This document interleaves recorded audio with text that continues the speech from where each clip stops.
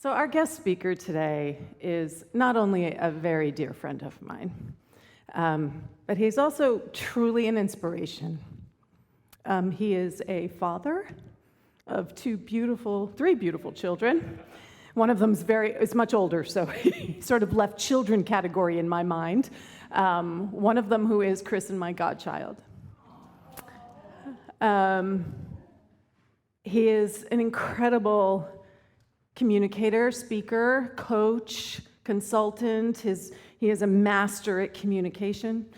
He was teaching at Stanford for a really long time, and he has his own consulting business where he goes in and works with corporations, companies, private individuals to just help them understand how important communication is. In addition to all of those amazing skills that he has, he also has one of the most powerful stories. If you want to talk about uplifting and inspiring and heartbreaking simultaneously, this story is it. So without further ado, would love for you all to welcome J.D. Schramm.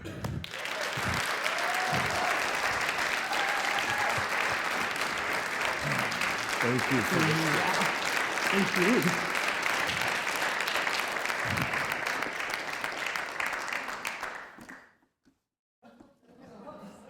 I planned that. And that. May I use the edge of your piano? Thank you.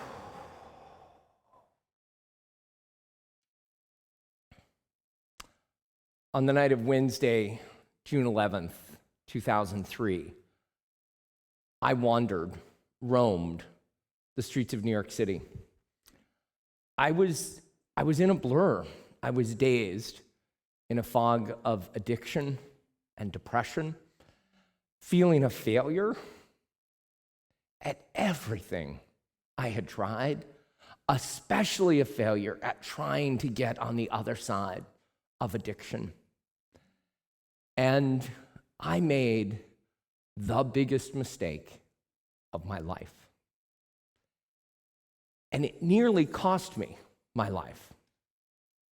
And I've learned a ton in the nearly 20 years since that dark night of the soul. And I want to share that with everybody here today. And I want to acknowledge, as we have in the materials getting ready for today's service, this is a story of hope, but it takes us a little while to get there. And take care of yourself. If you need to step out, if you need to grab a prayer chaplain afterwards, as we deal with the difficult conversations of depression and addiction and suicide, don't treat it lightly. Recognize what's going on and take care of yourself in however you need to. So let me set the stage for you. June of 2003, I had some pretty remarkable successes going on. I had just gotten a faculty appointment at NYU where I not only had graduated, but I was now receiving a full-time salary with benefits, which is a big deal when you don't have benefits in this world. And I had just signed a contract to sell my apartment in the East Village for a 6-figure profit.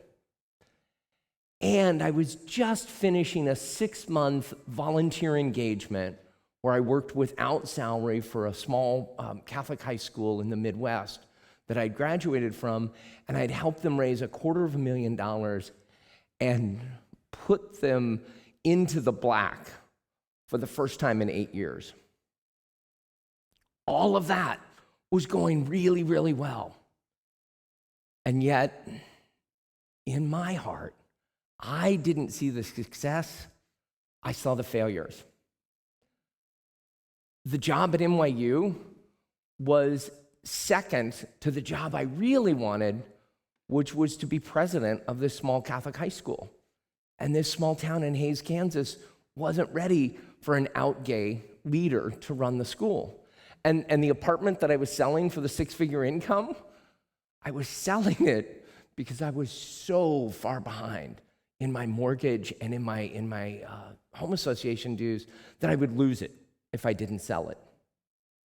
And the trip back to New York to sign the contracts, I had yet again slipped with drugs and alcohol. Let me be more clear. I had yet again slipped with crack cocaine. There's nothing romantic about that. And so in this moment of awesome stuff going on and terrible stuff going on, I decided I'm just one of those people in the rooms of recovery that's not going to get it. And I've given it 25 years. I went into my first meeting of AA at 13. I went into my first meeting at 6, but I was just there supporting my dad. At 13, I actually went in myself saying, I think I got a problem here. And I'd spent 25 years and never amassing more than maybe 3 or 6 months of sobriety. Never got a year in that period of time. And so I sat in a bar on Union Square in New York City, a bar I'd never been to before or since. And I sat there drinking and reflecting on just how dreadful everything felt in my own mind. And I made a decision that this was the last day of my life. I was going to end it on June 11th. And my first choice was I was going to fall in front of a moving subway train. And I told the bartender, I left my luggage and my laptop and my cell phone there. And I said, I'll be back. I just need to run to the ATM and I'll be right back, which was a complete ruse. Yes, I could go to an ATM, but there was nothing in that bank account. There was no way I could pay for that salad and the 3 or 4 glasses of wine that I had. And I left that bar and I wandered around the streets of New York for 8, 10, maybe 12 hours. I don't really know. But I had one moment of clarity. I was down in the subway. I was trying to figure out how to do this. And the thought went through my head, I cannot do this to the other people on the platform and to the person driving the subway train. And so I left and said, okay, I've got to find something else. Now, had I done that, I was thinking it would look like an accident. Nobody would think all these great things going on in his life. They wouldn't know the pain that I was in. Even in that moment, I was trying to protect the people around me from knowing that I was struggling. So then I decided I would take a leap from the Brooklyn Bridge. And I then knew that couldn't look like an accident. And so I did go to the ATM machine, and on the back of deposit slips, I wrote my farewell note to my family and gave the phone number for my father in Kansas so that he would know what had happened. And I deposited into my bankrupt bank account. There's some metaphor there about banking that I'm not going to try to parse. And I went to the edge of the bridge, and I looked up over the fence, and I prayed. And I didn't pray to survive. I prayed to be forgiven for what I was about to do. And then I climbed up to the edge of the fence, and I leapt. Somewhere in midair, I lost consciousness. They tell me later that what often happens when somebody makes an action like this is that when you hit the water, it's like hitting pavement from that big of a height. I shattered my right arm, I broke every rib, I punctured my lung, but somehow, miraculously, underwater, I came to, and the voice that went through my head said, JD, it doesn't have to end this way. I came back above surface and was able to keep myself afloat with my one good arm, and I floated underneath, so I have to acknowledge, I also got the wrong bridge. I thought I was jumping from the Brooklyn Bridge. It actually was the Manhattan Bridge. New Yorkers, and they're like, wait, that's the Manhattan Bridge. Why is he talking about the Brooklyn Bridge? I didn't know. I was in a phase. I got the wrong bridge. So in my pain, I floated underneath the Brooklyn Bridge and out into the pathway of the Staten Island Ferry. And people on the ferry could hear me calling for help and notified the ship's captain, who notified the Coast Guard, who sent somebody out to fish me out of the water. And they took me to Bellevue, and I spent the next 23 days in Bellevue Hospital, supported by a team of professionals who were more committed to my life than I was.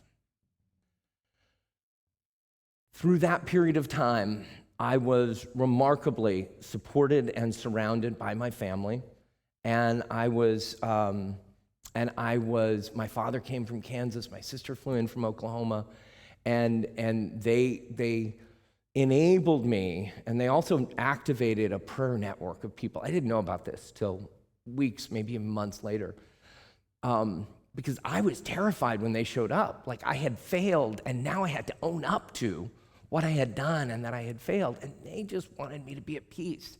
They just wanted to see me be happy again. And somewhere in that 23 days in Bellevue, my will to live returned. I found out later that's actually what the prayer network was doing, was praying that my will to live would return. So I've had a lot of time to reflect on this journey, and in fact, 2 decades. It will be 20 years this summer since my dark night of the soul. And what I want to be able to share with you is some of the insights that I've had about my journey. Now, your journey is not my journey. Your journey is very different than what I've gone through. But I want you to listen for where these lessons or these insights could be helpful and similar to what you're facing. So, as we unpack this, I think there's a good analogy to use, which is the analogy of a brush fire. Now, this wasn't developed on my own. This comes from a book by Kay Redfield Jamison, Night Falls Fast. And she gives the analogy of a brush fire. For a brush fire to happen, there's 2 things that need to take place. First of all, there needs to be preconditions: dry grass, high winds, hot weather. And in addition to those preconditions, there has to be some sort of precipitating event: a lightning strike, a cigarette thrown out of a car window, a campfire that's unattended. And you have to have both the precipitating event, the spark, if you will, and the conditions for the spark to take hold. In her book, she says, alone a single risk factor, either predisposition or precipitating, may only slightly increase the odds that an individual will kill himself.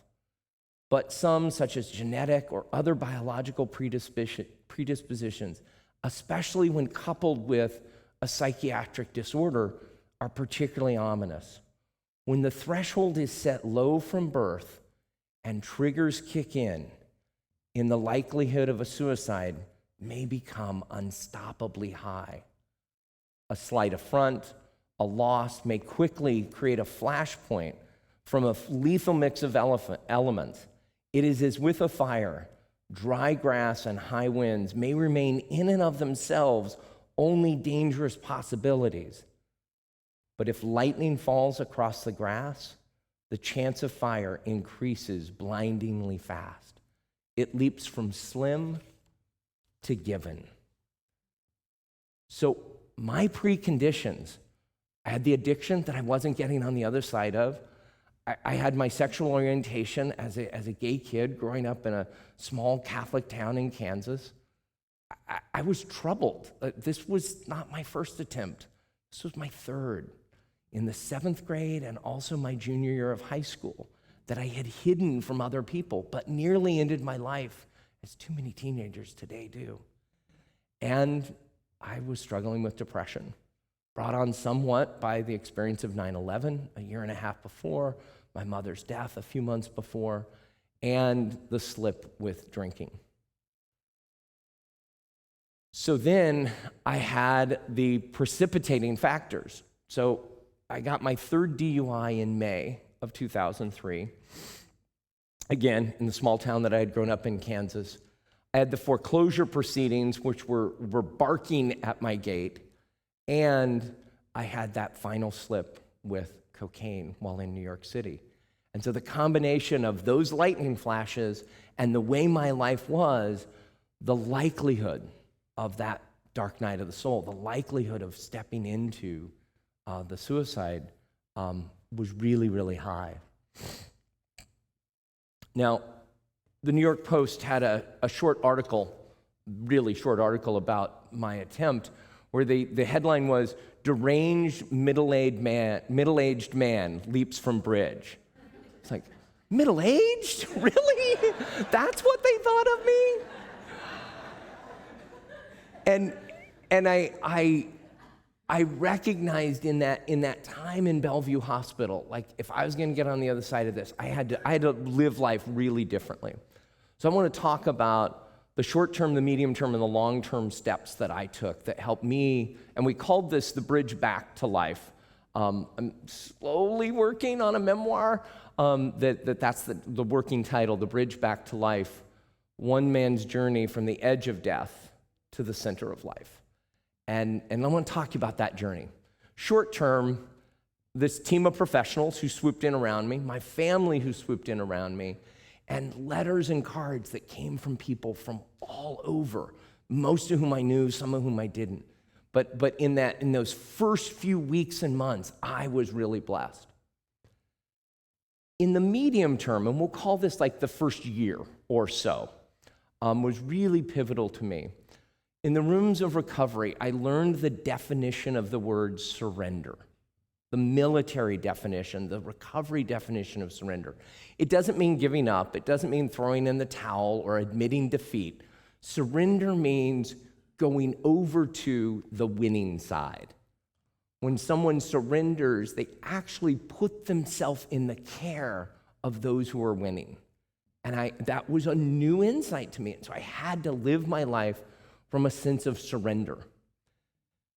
I put together a dream team that included my psychiatrist, my therapist, my sponsor, my pastor, my CPA, my sister, who helped with different parts of my life as I rebuilt the financial, I had the legal, I had jail time that I had to serve for my third DUI, helped me put all of those things back together. And I did use antidepressants during that first year under the care of a physician with the goal of being able to get to where I wouldn't need those. Longer, and that got me through that first year. Longer term, in the 19 years since then, I still take my recovery very seriously. I still attend 12-step meetings. I sponsor people. I have a sponsor. I recognize that I need to not take that for granted. I maintain an active faith life. I have the blessing of not only being a part of Unity. My husband is the pastor of Unity. He's the senior minister of Unity in San Francisco. But I'm also still Roman Catholic. That's a big part of my faith journey. And I have a Catholic parish in the city, a gay-friendly Catholic parish. They exist. They're hard to find. But we have both Most Holy Redeemer in the Castro and Unity of San Francisco. So we're able to have two faith communities that allow us to double our joys and divide our sorrows. And I'm actually thrilled that both Roma's Unity godmothers are here and her Catholic godmother is here. So we're covered on both sides of our two communities. And the biggest thing I do is I avoid putting myself in toxic places. Now, that you may hear that and think, oh yeah, don't go to bars, don't go to parties where cocaine is being served. That's helpful. But I don't put myself in conversations that are toxic. I don't engage in family gatherings where I know my contribution isn't going to be recognized. There are even some Facebook groups that I don't step into, or I step into very briefly, post some photos of the kids, and then back out of, because I cannot let myself be somewhere where I am made to feel less than who I am. No one gets that power. No one gets that power. And I believe very strongly that with faith and with love, anything is possible. That night on the bridge, I had no idea the future that lay in front of me. I had not yet met Ken. I had no idea that I would have 3 amazing, active, challenging children. I did teach at NYU, and then as Dan mentioned, later Stanford, and now I teach for USC in their online master's programs. I gained and lost jobs. I launched my own practice. I did a TED Talk about my journey back from this suicide attempt and the need to provide better resources for people like me who are trying to put their life back together again. On maybe my 16th anniversary of my suicide attempt, my older sister, the poet, sent me a text, and she said, JD, I'm glad that June 11th was the end of a chapter, not the end of the book.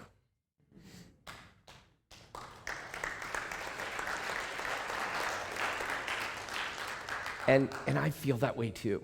And in fact, I tried my own hand at poetry and wrote this. That warm June night, I nearly died, but God had more for me in mind.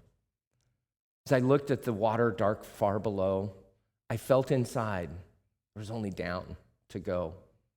I was so wrong. People, strangers to me, were more committed to my life than I was. Ferry riders, boat captains, the Coast Guard, the EMTs, unknown to each other, they conspired to save me from myself. That warm June night, I nearly died, but God had more for me in mind. Bellevue enveloped me, working with speed and expertise. My family was phoned, ending hours of fear and confusion. Within a day, Dad and Kathy were at my side, of which I was truly terrified. ICU gave way to acute care, to regular care, to the psych ward. Dad never missed a day to visit through that 23-day stay. That warm June night, I nearly died, but God had more for me in mind. Slowly, my will to live did return. First a flicker, then a flame did burn. My body recovered quickly. My mind and soul took more time. Years later, I now bless the day I failed in my attempt. My sister, the poet, captured it well. June 11 was just the end of a chapter, not the end of the book. That warm June night, I nearly died, but God had more for me in mind.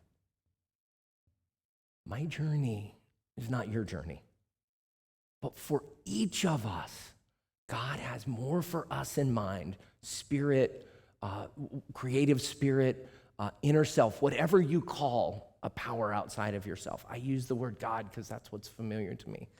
For all of us, the universe has more in mind than we can imagine. And so I ask you today to think about, what is it you need to do in what is it that you need to do in a subtractive way? Do you need to clear the brush? Do you need to sweep things away from the house? Do you need to get dry grass so that it's not combustible? And then what do you need to do that's additive? Do you need to put water on? Do you need to moisturize your life? Do you need to add meditation or add something that allows you to be sure that your precipitating factors and your predisposition don't lead anywhere near where mine took me? I believe all of us have a possibility of living a life far beyond what our limited imagination can come up with right now.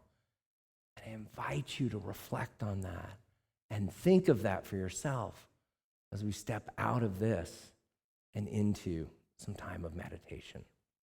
Thank you.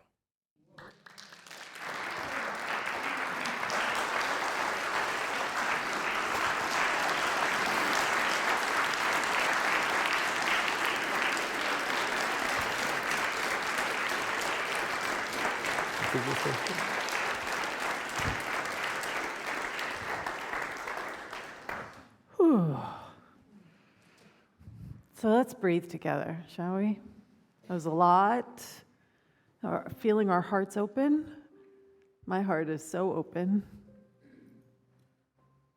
And I love what JD is inviting us into. That place, that space of inquiry within our own heart. What is it in our life right now that is perhaps overgrown, perhaps in need of some love and some care, some tending, so that we are able to feel that sense of safety and security, which is our birthright. So I invite us all to just breathe into that space, that place of divine wisdom. There is that place, that space that knows. It's not the mind. It's deeper than the heart. It's this intuitive, integrated space of wisdom that is there to guide and to nourish.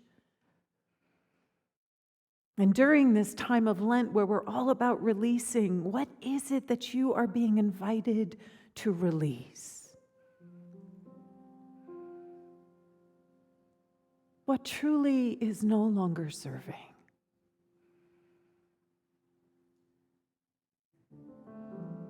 And as we breathe into that, we also open to what it is we are invited to become. Who have you come here to be? What are the gifts and the talents and the truths about yourself that you are being invited to recognize, to honor, to nourish, to feed, to support? There is that which you are that is a gift to this world in a way that no one else can gift this world. Your unique gifts. And so as we breathe into this space and we allow the silence for a few moments, I allow just the invitation is to just let that wisdom guide you as to what it is that you are inviting to let go of and what it is that you are inviting to say yes to. Let us rest here for a few moments in the silence.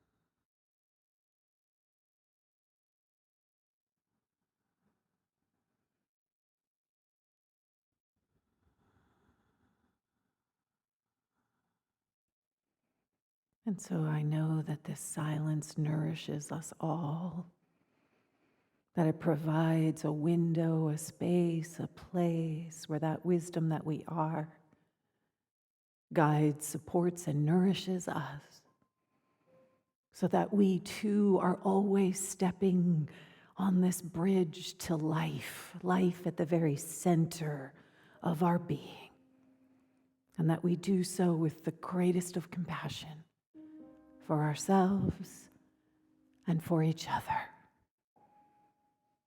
And so it is. Amen. Ashe. And so our affirmation for today is through spiritual understanding, I follow the divine wisdom available in every moment of my life. Can we know this together, please? Through spiritual understanding, I follow the divine guidance, wisdom available in every moment of my life. And so it is. Amen. Can we just give JD just a little more love?